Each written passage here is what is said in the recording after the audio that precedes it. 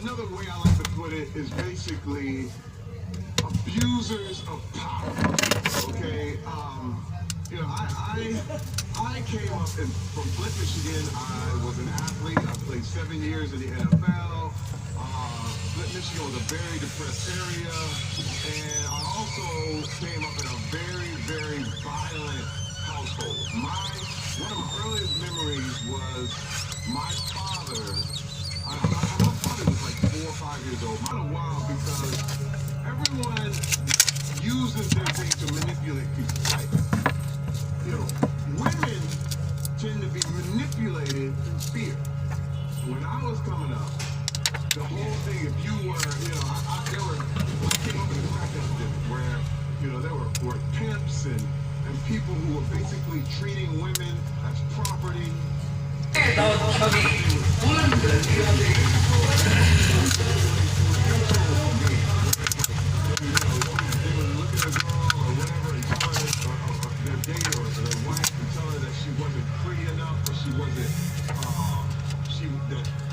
She wasn't going to be around longer, or they would flirt and make her feel very, very insecure, because the whole game was that you keep the girl or woman off balance so that she never knows whether you like her or not. And this is stuff that was told to me when I was a kid, that when I was dating, it was like, hey man, you gotta have game, you gotta do this thing.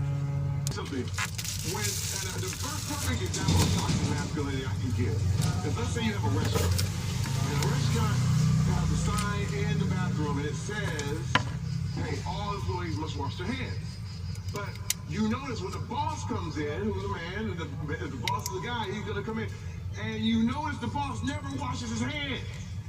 And so he goes in the kitchen, he's touching the food, he's doing his thing, and the employees are like, man, I don't think the boss ever washed his hands. So what happens is somebody has to tell him. And it's usually, I was a part of that. I was guilty. I believe because I was a man, I was more valuable. And it was my way or the highway with my own family. And I developed so many bad things that I had to totally eradicate in my life. I had to go to rehab to beat a pornography addiction. There were other things in my life that I knew because of this masculinity issue, this pride issue that did not allow me to hear the truth. It's totally through those questions, that's when you're going to really figure out. On a clock tower, shooting at the students. They're in Vegas, shooting at a crowd in concert. This stuff comes out in different ways.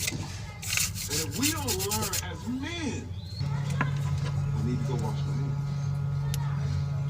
She was fearless. And I'm here to tell you that this era, you guys are the future, man. And I have never, ever seen a world like this. Ronan Farrow said, we've crossed the Rubicon. The only thing I can really relate this to is the Emancipation Proclamation. Because people are free now. But remember, right after that, if you look at, I'm just going off American history. I know I'm all over the world right now. But in American history, there was a thing called Reconstruction, where you weren't a slave anymore, but if you jaywalked across the street, you get 40 years in prison. There's backlash that comes with this. Hands. You are going to have the support of good people. Because usually these guys are one in few. And they run a lot of people. They're usually one predator is responsible for so much damage, it takes them years to get caught. So I want to thank you for having me here today. It's been a pleasure. And I'm trying to tell you, man, you guys, you're the future, and I love it. It's making me feel good. I only had 10 minutes. But thank you very much. Love you. It's so thank you.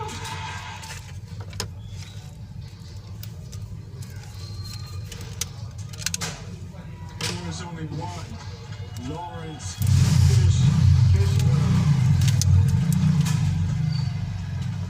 Fierce.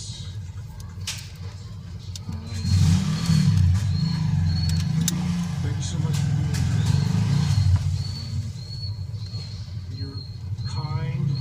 salacious, over-the-top words.